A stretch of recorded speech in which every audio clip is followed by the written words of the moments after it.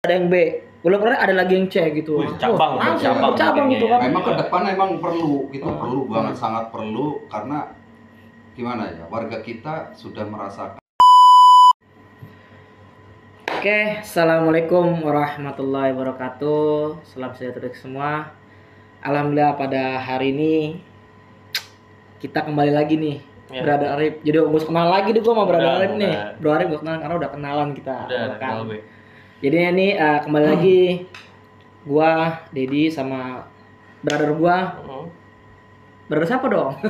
Arif ya kan. Arif apa nih? Oh, jangan Arif doang, Arif apa nih? Ya orang taunya Arif R aja. Oh, Arif R. R-nya R romantis. romantis.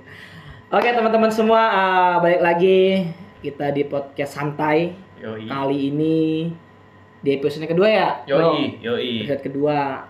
Kali ini kita mencoba untuk mengulik, mengupas, ya lebih santai sebenarnya sih, nggak terlalu berat-berat lah intinya. Tentang wilayah yang kemarin di episode sebelumnya gue udah jabarkan kan, ada 4 RT yang menjalankan pemilihan baru, di RT 3, RT 5, 7 dan 9. Dan kali ini kita dapat kesempatan gitu, dapat kesempatan bisa ya kalau bahasa mau wawancarai lah gitu, podcast salah satu RT yang terpilih. Sebenarnya gini nih, tadinya kita mau berurutan nih ya kan, 3, 5, 7. Tapi berhubung karena 2 narasumber yang di RT 7 sama 9, 7 sama 3 belum siap, jadi lompat ke 9 nih. Ternyata di RT 9 narasumbernya siap nih, langsung nih ready gitu kan. Tapi gue dengar kabar ya, di RT 9 ini banyak gebrakan-gebrakan yang wow katanya. Waduh.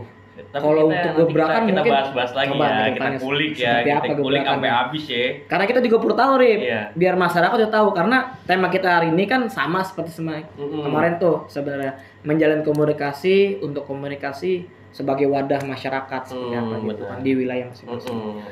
Oke, Bro Arif, tanpa kita berlama-lama nih, langsung saja nih kita perkenalkan narasumber kita yang kayak masih muda kelihatannya ya. Muda banget sih. Makanya kita tanya. Kayak muda aja. Baik. Gue nggak mau jawab siapa namanya biar nanti perkenalan diri. Iya, perkenalan diri. Oke, langsung aja. Siap, Bapak yang ganteng sore ini. Monggo, perkenalan diri silakan. Biar teman-teman pada tahu nih. Terima kasih Mbak Saudara Dedi dan Saudara Arif. Nama saya Sugiri. Biasanya dipanggil akrabnya, ada panggilan akrab nih ya. Oh, apa tuh? Giri GPS. Wih, Giri GPS. Belakangnya tuh ngeri tuh. Itu biasanya bisa itu dilacak panggilannya kemana-mana. itu. Jadi alhamdulillah kemarin kami melakukan pemilihan, tapi terjadi aklamasi. Ya, terpilih kembali. Usia saya saat ini 44. Wih, 44. Orang tapi 44 gak kelihatan 44 ya. Masih kelihatan sekitar 28, 25 ya. Iya. 28, 25 yang pengen nikah gitu ya, yang kayak itu terlalu ini kayaknya menohok gitu. Iya. Karena tapi begini juga nih. Kita sekarang bisa karena ini posisinya emang Bapak yang satu ini sebenarnya masih menjabat sebagai RT, incumbent beliau nih. Karena masih iya, jadi kita bisa nih memanggil beliau nih PRT sekarang. Oh, bisa lah ya. Oke.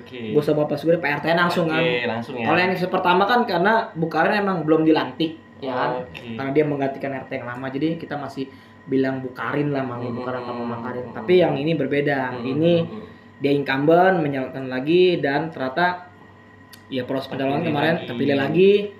Ya kalau kita bisa bilang walaupun belum dilantik tetap RT. Berarti karena warga udah mendukung penuh ya. Iya, RT. Wah, seru nih kayaknya nih perbincangan kali ini nih. Netizen nih, wah kayaknya bakal ada sesuatu yang beda nih, karena kan ini incumbent.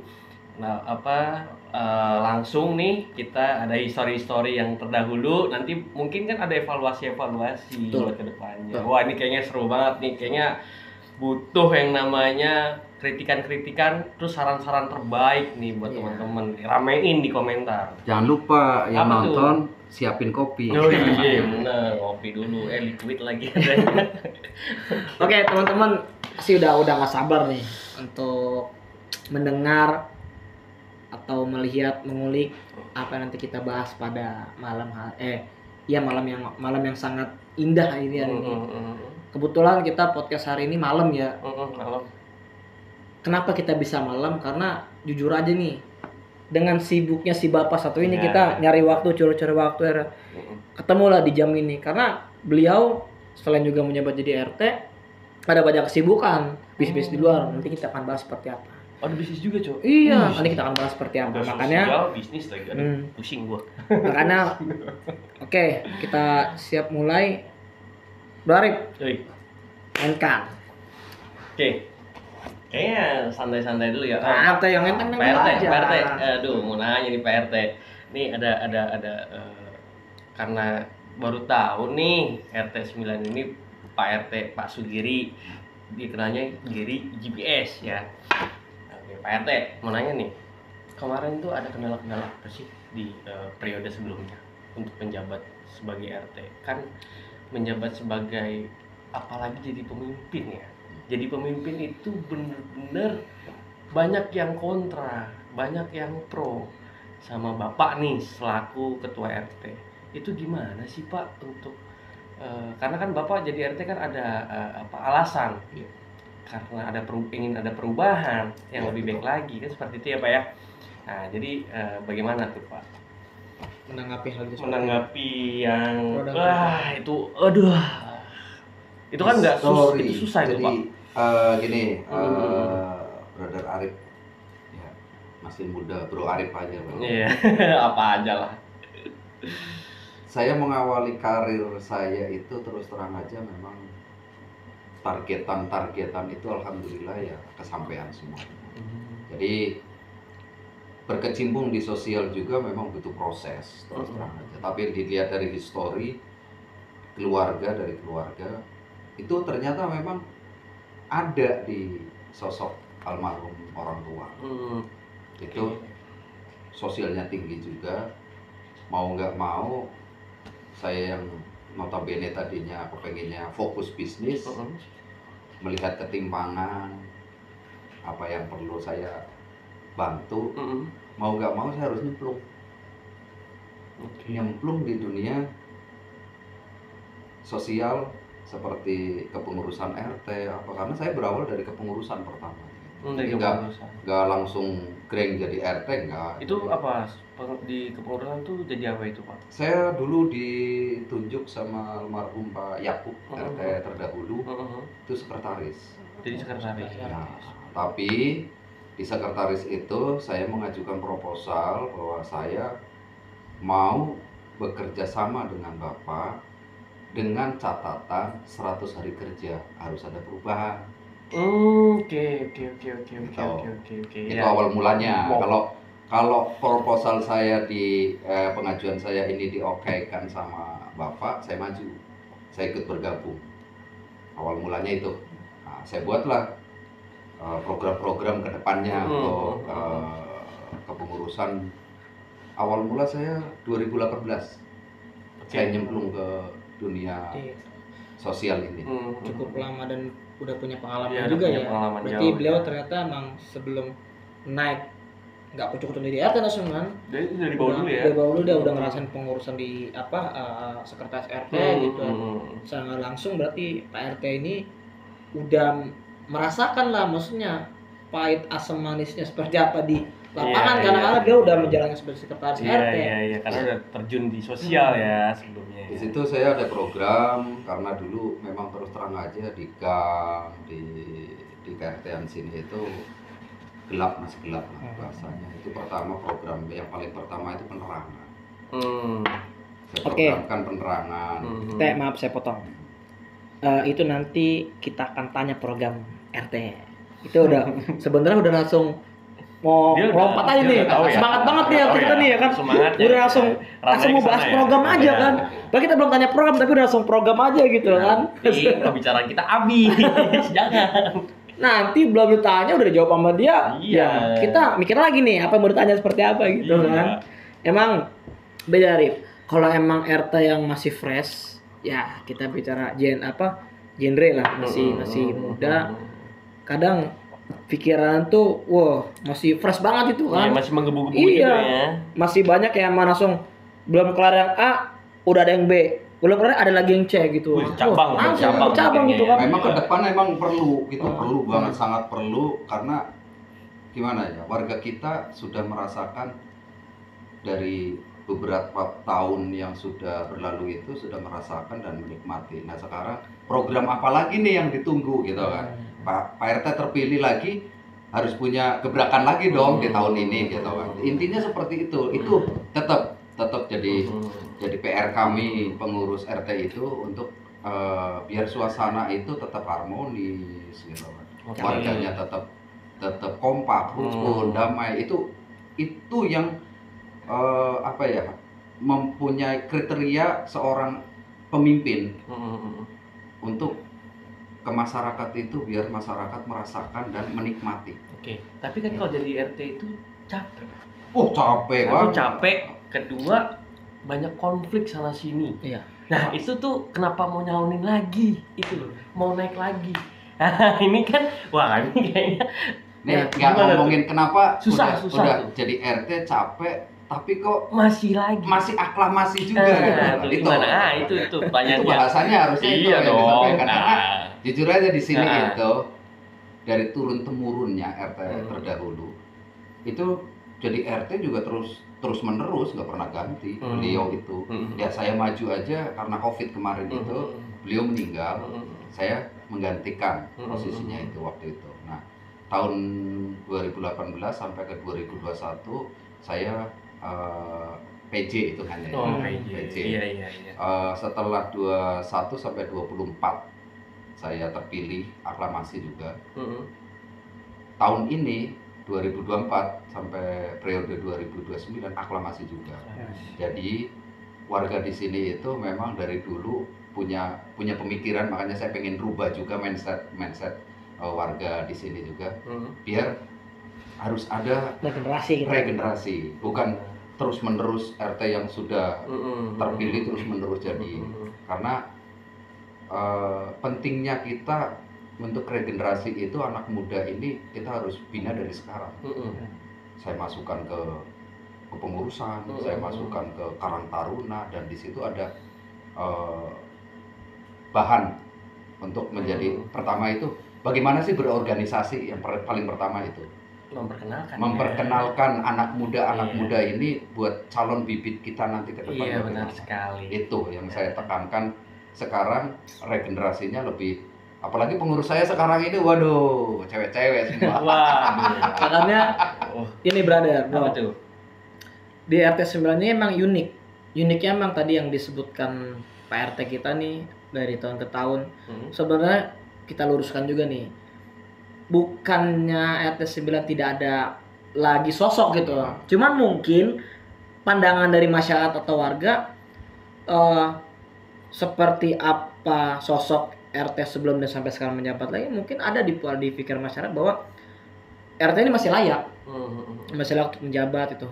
Terlepas dari seperti apa pro dan kontranya yang berjalan di masyarakat, kepemimpinan sebelum seperti apa gitu. Berarti kan secara tidak langsung beliau memberanikan mencalonkan lagi. Ya mungkin emang dari warganya emang pengen dia naik lagi gitu beliau, karena emang tidak semuanya apa yang beliau jalankan minus gitu. Nah kita teman-teman juga harus bisa bijak, bisa menyikapi bahwa bukan berarti ada salah satu yang wilayah yang emang tidak ada calon, tidak ada lawannya, bukan berarti di situ tidak ada sosok, bukan. Mungkin lebih ke wah mungkin RT ini bagus nih ya kan. Nah, calon lagi seperti apa? Kita lihat nanti ke 5 tahun selanjutnya seperti apa.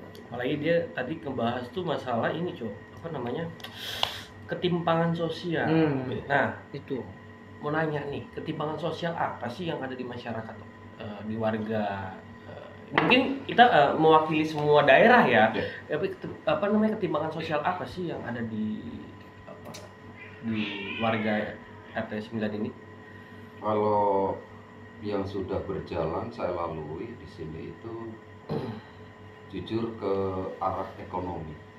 Jadi dari UMKM-nya, ekonomi itu, apalagi di sini perantau, disebutnya perantau. Kalau untuk menjadi sosok RT di daerah-daerah masih gampang kalau saya rasa. Tapi untuk menjadi sosok RT di ibu kota, ya, di Jakarta, di perantauan, itu memang butuh terobosan-terobosan tersendiri. Ekstra ya. Ekstra. Jadi Pak RT apa tidurnya sore, apa tidurnya malam, apa gimana gitu. Oh, itu perlu dikulik gitu. Saya sebagai RT di sini tidur di atas jam 3. Wow. Kadang-kadang habis subuh baru tidur, kadang-kadang. Ya. Tapi rutinitasnya itu di atas jam 2, jam 3 baru tidur, istirahat. Itu mikirin warga itu, Pak? Bukan mikir keluarga, jadi Mikirin keluarga. Oh, enggak. kadang kami keliling, walaupun kami udah dibantu CCTV ya, di wilayah, tapi setidaknya kami di wilayah itu apa sih yang kira-kira perlu terobosan ke depan itu wilayah itu, kalau enggak kita menyentuh langsung ke lapangan. Itu nggak bisa gitu. Hanya berpangku tangan di rumah aja gitu nggak bisa, tapi kita harus sentuh ke masyarakatnya. Berarti lebih ke programnya. Ya. Nah, jadi apa yang tadi Pak RT sampaikan saya sepakat. Kita semua mungkin semua sepakat, yang ada di sini semua sepakat apa yang beliau jabarkan gitu kan. Nah, mungkin masih ada yang kurang lagi nih Pak RT, yang kurang Pak RT belum bisa bukan tidak jawab, maksudnya kurang menambahkan. Kan emang banyak ketimpangan yang di wilayah kita nih, khususnya mungkin di 9 atau berapa RT yang lain itu ketimpangan tentang masalah sosial lah, bukan cuma ketimpangan dari ekonomi atau sosial apapun gitu. Cuman kan banyak juga masyarakat yang merasa dirinya rasa ketimpangan itu ketika mereka pelayanan kan. Iya, betul. Karena mereka taunya pelayanan masyarakat tuh taunya RT kan jelas tuh di pergub ada melayani masyarakat gitu. Nah, ini yang harus kita rubah mindset, rubah stigma masyarakat. Apa sih yang dimaksud dengan pelayanan gitu kan? Betul. Bukan berarti seorang RT melayani masyarakat dari A sampai Z. Betul. Ada tahap-tahap seperti apa. Makanya ini harus biar PRT bisa menyampaikan semua nih seperti apa yang dinamanya melayani masyarakat seperti apa, apakah melayani dari surga, apa administrasi seperti apa, apapun gitu. Nah nanti biar PRT yang menjelaskan biar masyarakat kita ya bro lebih khusus yang di atas 9 tahu nih biar paham gitu. Jangan taunya cuma lah RT kan melayani, ya bukan melayani dari 0 sampai 100 gitu, nggak ada tahapan melayani seperti apa. RT juga punya keluarga, punya istri, punya nenek harus dilayani juga. Kalau semua ngalahin sampean nih, kadang yang blenger-blenger gitu kan, ya bisa mati berdiri nih RT-nya. Oke, monggo Teh, silakan Teh. Betul. Dari betul, apa? Yang tadi disampaikan betul sekali. Memang kami sebagai pengurus ya, kami pengurus itu berarti kan melibatkan semua pihak elemen dari sekretaris bendahara, ibu-ibu PKK, sama Dawis apa segala itu. Kami bersatu untuk bagaimana bisa melayani masyarakat ini, masyarakat bisa terlayani dengan baik. Intinya seperti itu. Dan yang kami sudah lakukan menurut saya pribadi itu sudah maksimal ya. Masih ada aja ya kan kesalahan juga ya, manusiawi ya, kita bukan malaikat, kita bukan nabi ya kan, jadi manusiawi aja udah nggak apa-apa. Walaupun kami udah 1000 kebaikan dengan dihancurkan satu kesalahan itu udah harus legowo bahasanya kalau orang Jawa bilang ya. Pelayanan masyarakat yang contoh saya pernah menyampaikan kepada online ya, tapi melalui online. Itu tentang nikah. Nikah sekarang kan harus online dulu. Iya. Ya, kita bahas ini. Itu sangat menyulitkan kalau saya bilang. Administrasinya. Karena bisa jadi ada orang gagal nikah nih kalau kayak begini caranya gitu kan. Karena terus terang aja persyaratannya itu sekarang itu sangat ribet. Makanya di situ saya bilang dengan pelayanan yang sekarang udah terbentuk yang terupdate ini, saya sampaikan di situ, apakah pelayanan yang sekarang itu sudah membantu Anda? Saya bilang enggak, malah mempersulit. Saya bilang kayak begitu di situ ya kan, mempersulit gitu kan.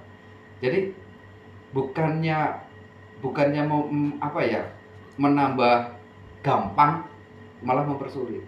Itu satu, pelayanan yang disebut pelayanan itu harusnya memberi akses kepada warga masyarakat, mempermudah bukan mempersulit. Jadi itu di situ satu poin saya udah menyampaikan kepada yang online tadi ya, yang online itu sangat mempersulit kalau saya bilang. Nah, balik lagi nih bro. Apa tuh? Episode pertama kita sama RT di Ibu Marsida ya. Ibu Marsida. Hampir sama beliau. Balik lagi nih, birokrasi. Nah, sekali lagi di episode keduanya nih. Jadi ya Birokrasi ya, lagi ya. Semoga ada yang nonton juga ya, pemerintah sempat, lurah atau camat, wali kota, dewan kota, apa semacam sebagai macam. Tapi stop.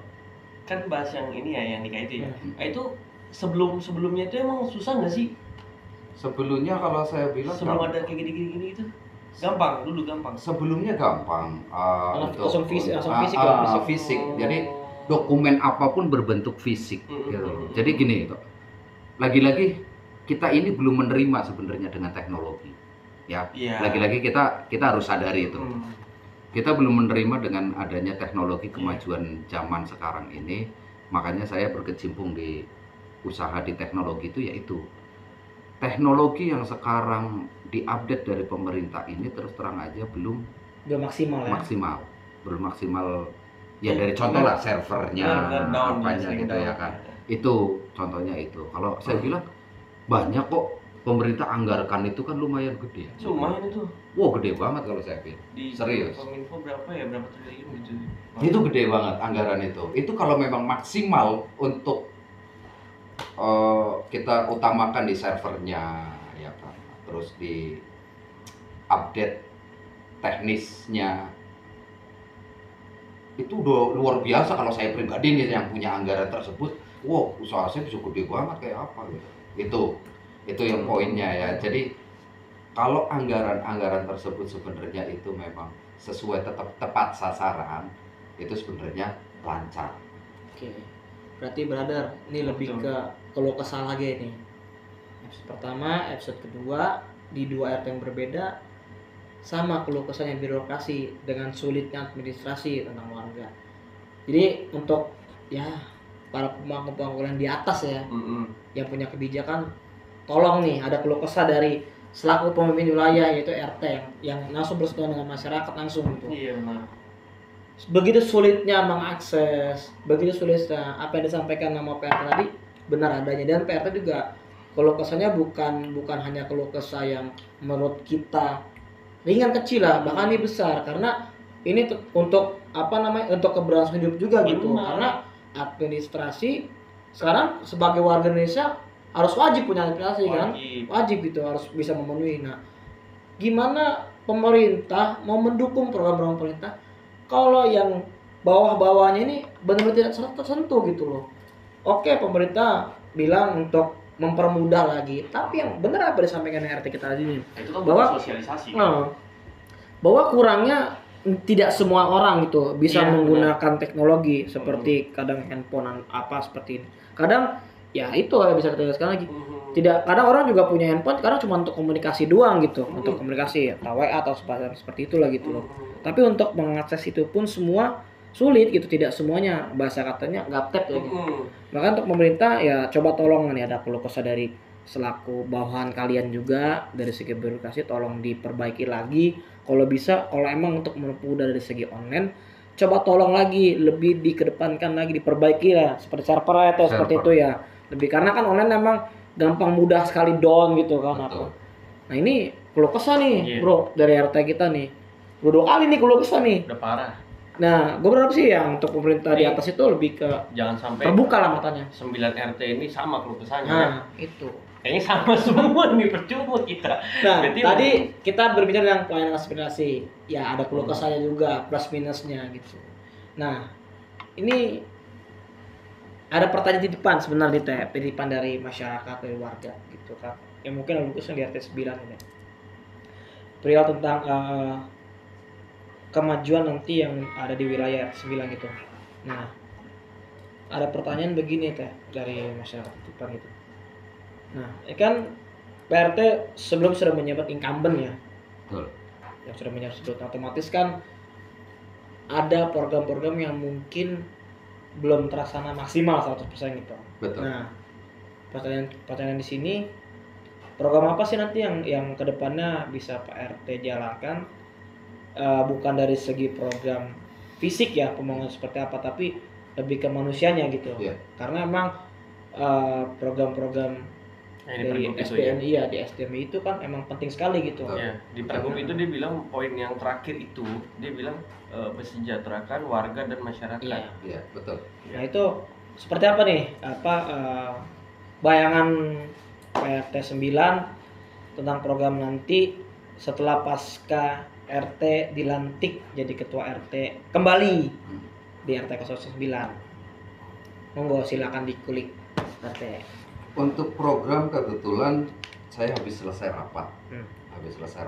Makanya tadi habis rapat tadi sama warga.